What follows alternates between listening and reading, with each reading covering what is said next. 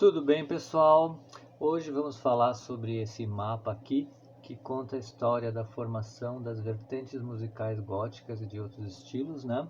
Aqui no período inicial de 1965 até 1995, são 30 anos, né? Esse aqui é um trabalho, como eu estou anotando aqui, em andamento, ou seja, não está terminado ainda, faltam aqui o período dos anos pós 1995 até 2020, né? E ainda falta muita coisa a ser acrescentada aqui. Essa aqui já é a quinta versão que eu faço, quarta ou quinta versão que eu faço nos últimos 15 anos, né? E eu creio que essa é a melhor até agora. Eu vou explicar isso mais detalhadamente agora. Vocês encontram isso no nosso site Gothic Station, tem muito conteúdo aqui sobre história da música e vários outros assuntos importantes para essa cultura gótica, além das playlists, né? Tá lá no artigo Cronologia Musical 65-95, tem muitos outros interessantes também. Acessem a página também, que eu vou deixar aqui no link do vídeo, porque tem vários outros artigos aqui complementares que explicam isso detalhadamente, tá? Informações muito legais. Então, começando, a primeira coisa que a gente tem que ter bem claro é o que? Há um grande mito de que os anos 70 eram um deserto de criatividade musical, certo? E de repente, do nada, surgiram um monte de estilos dos anos 80. Esqueçam isso é fake news, é um grande mito criado por um setor da imprensa especializada de música, né? O que acontecia é que havia uma grande criatividade de vários estilos diferentes, né? E isso que deu origem à diversidade que a gente vê nos anos 80, né? A gente tinha criatividade em várias áreas aqui, tanto na black music, no reggae, no glam rock, no krautrock, na música eletrônica experimental e diversos outros estilos, como no folk experimental, certo? Então, isso a gente tem que ter claro. Não há uma origem única para os diversos estilos dos anos 80, certo? Isso é um mito que vocês têm que desconstruir. Essas origens são diversificadas. Não é uma origem do tipo biológica. Eu postei um texto aqui já, vou deixar o link de novo, diferenciando a evolução cultural de evolução biológica. A evolução biológica tem a ideia de ramificação a partir de um ponto só. Isso não vale para a evolução cultural, certo? Então, você tem uma diversidade de origens e uma diversidade de resultados, de estilos diferentes, que vão se cruzar e se tocar em alguns pontos, certo? Há cruzamentos e novos estilos surgindo, porque havia vários estilos diferentes na origem, certo? E então tá. Outra coisa importante para o começo da conversa é o que? A formação histórica na Europa. O gráfico está dividido em duas partes aqui. Uma parte está mais completa já da Europa e outra dos Estados Unidos e Canadá, que eu tenho que completar ainda, tá? Esse gráfico está em construção. Então, é importante lembrar o que? A diversidade das origens na Europa, certo? Porque não era só uma cena na Inglaterra, isolada, em que tudo acontecia lá. Nenhuma cena só em Londres. Você tinha influência das várias cenas do Reino Unido, influenciada pela música da Europa continental, como Alemanha e França, que chegava nos charts, nas rádios, e as pessoas ouviam e compravam álbuns na Inglaterra. E não era lado B, era coisas bastante conhecidas, tá? A crítica jornalista inglesa criticou bastante o krautrock exatamente porque ele começou a fazer sucesso, era uma coisa vinda da Alemanha, certo? Mas o radialista John Peel, famoso, colocava nos seus primeiros colocados ainda em 76, 75, bandas do krautrock alemão como destaque, certo? Também o reggae foi muito sucesso nos anos 70, o glam rock dominou dos anos 1970 a 1975. Na Inglaterra, T-Rex e Roxy Music são fundamentais, além do David Bowie e Brian Eno, tá? Que vão fazer muita coisa na sequência, que são caras que estão já ligados nesse movimento aqui, que acontece na Alemanha e no futuro da música que está sendo desenvolvido ali, certo? Bom, feitos esses alertas iniciais, né? vamos explicar algumas coisas aqui. Como eu disse, tem várias linhas evolutivas paralelas, origens diferentes, que vão se misturar e dar outras coisas. Um elemento importante, por exemplo, de onde surgiu a linha do Dark Wave neoclássico. Você tem bandas como Dead Can Dance, Mortal Coil, Opera Mode Steel e outros que vão surgir a seguir, que tem uma influência forte do que? De música antiga, folk dos anos 60, música étnica céltica ou música histórica medieval. Por exemplo, o Opera Mode Steel na França, em 83, ele surge a partir de um grupo do Frank Lopes, francês, que desde 1979 tocava música folk e música antiga, chamado Avarik. O Dead Can Dance tem essa influência. Uma banda muito influente dos anos 70 é o Clannad, que fazia um folk tradicional. E outras, na sequência, esse estilo foi popular e com experiências, modernizando esse som, levando depois a estilos de bandas como Dead Can Dance e as que surgem depois, né? Senão não existiria a neoclássica, o Dark Wave Ethereal, tá? Que tem a ver com a influência de bandas mais progressivas aqui, eletrônicas do krautrock. Mas o krautrock, como diz o nome, também tinha rock, ou que se poderia chamar com isso, né? Você pega a sonoridade aqui de bandas como Kern, Neu, Faustus e o Kraftwerk inicial, dos álbuns que eles esconderam um pouco no começo dos anos 70, né? Tem uma sonoridade muito parecida entre si, e a sonoridade que vai ser chamada de post-punk depois, ou seja, essa é uma sonoridade que já existia, inclusive o baterista do Joy Division comenta que se inspirou nessas bandas, a Silks and the Benches, o Severin e a Silks comentam que foram influentes para eles, né? E isso é parte da diversidade de influências que tem na Europa, né? Além das músicas étnicas diversas. A linha do Gothic Rock também é importante lembrar que há a influência de rock clássico e folk rock dos anos 60, né? Além do glam rock, que influencia bandas como Bauhaus, que foi acusado na época de ser uma cópia barata do David Bowie, tanto que eles fizeram até uma sátira disso, fazendo uma cover idêntica de Ziggy Stardust e fizeram um álbum com a capa o símbolo do Bauhaus com o elemento do David Bowie pintado por cima, certo? Então você tem aí uma linha de Gothic Rock, que é rock clássico na verdade, né? E um rock mais quebrado, diferente, que é a influência do glam rock aqui. Ao mesmo tempo, a partir de 74, 75, o álbum Autobahn do Kraftwerk faz imenso sucesso na Inglaterra, e isso influencia brutalmente bandas que estão surgindo lá e vão começar a fazer um som que é mais synth e que vai dar origem depois a Dark Wave, certo? Inicialmente você tem o Orchestra Manover in the Dark, Human League, Fat Garrett, Gary Newman, depois o Ultravox também segue essa tendência, né? E acho que o primeiro hit que tem é do Fat Gadget, seguido depois pelo Gary Newman, né? Você deve ter ouvido muitas baladas góticas, a música Back in Nature, que foi hit em 1979, tá bom?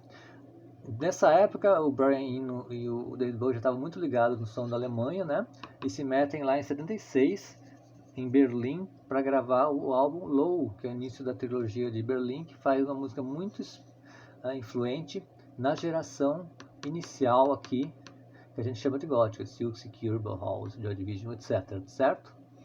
E então, você tem a origem de várias coisas nesse miolinho aqui, tá? Lembrando que o vocalista do T-Rex vai morrer só em 77, tá? Um acidente muito triste.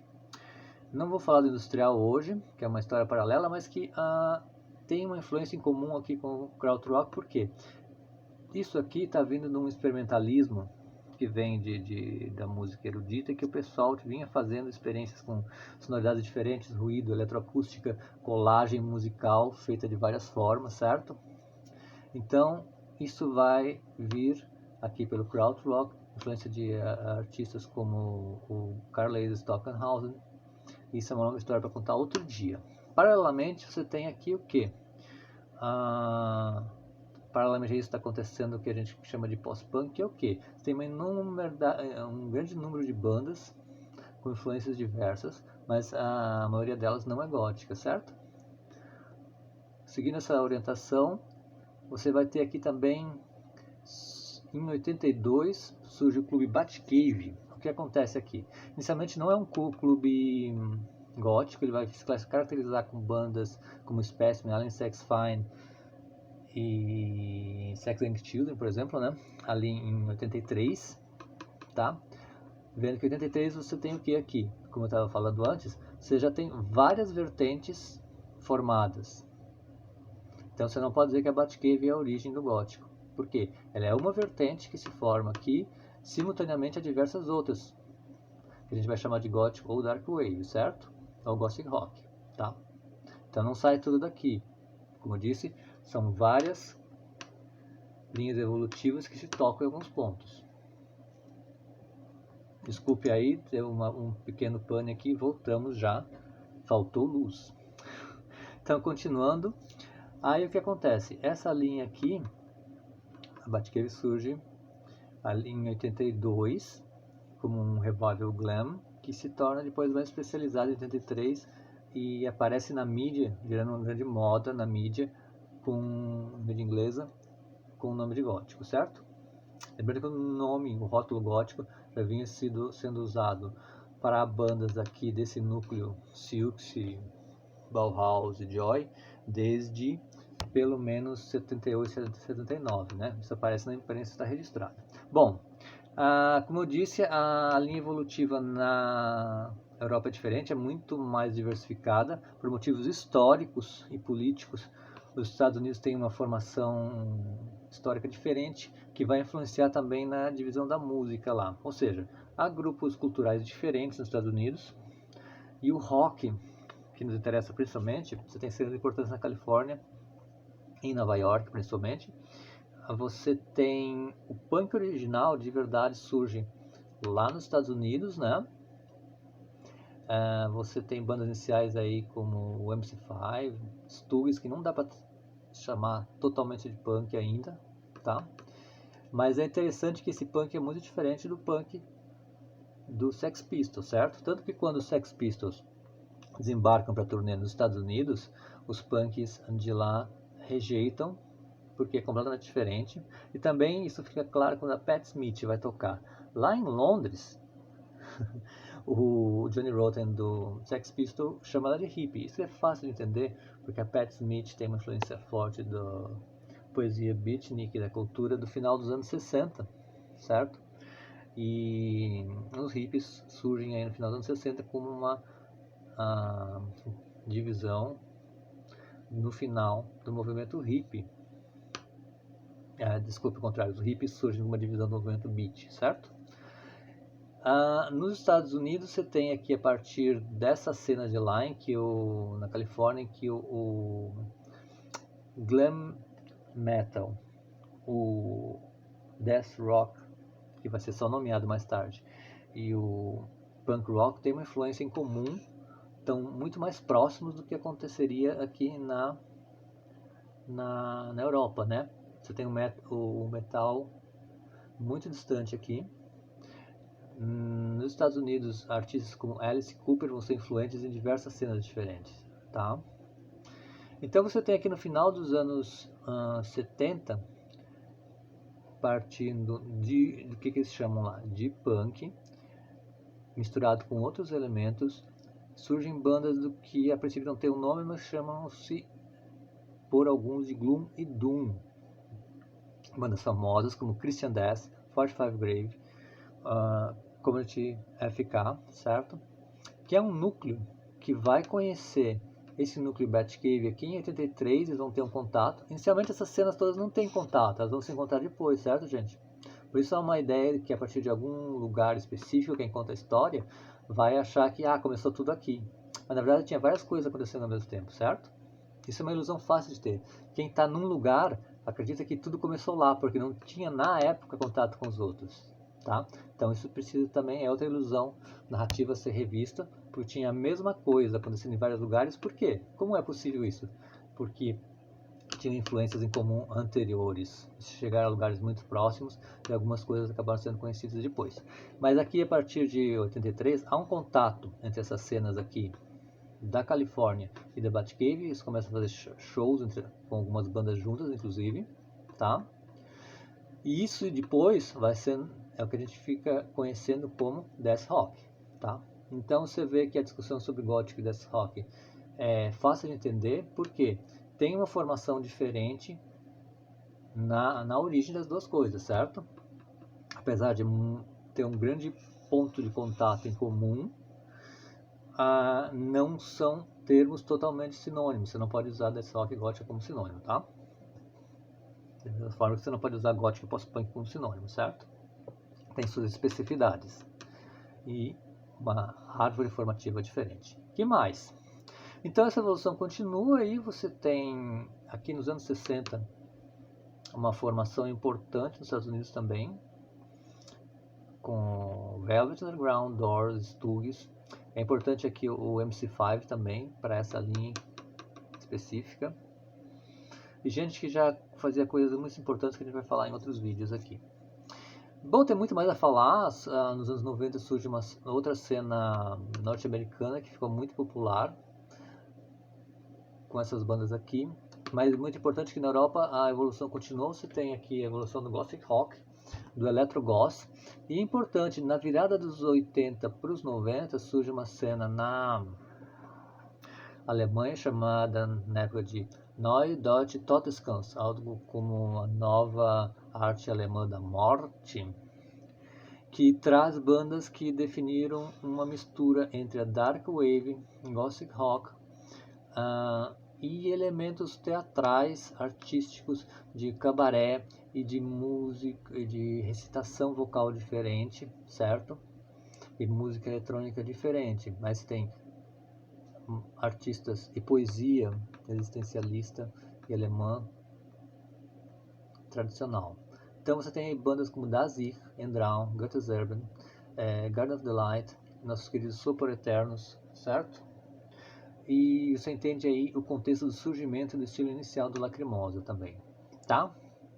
É isso, então tem várias coisas acontecendo em vários lugares ao mesmo tempo, não tem uma origem única, tinha muitas origens diferentes aqui nos anos 60 e 70, muitos estilos diferentes, muita criatividade aqui acontecendo nos anos 70 e 60, e isso vai influenciar essa diversidade toda que tem nos anos 80, tá? As coisas não surgem do nada, e nem tem uma origem única. Essas principais coisas para lembrar.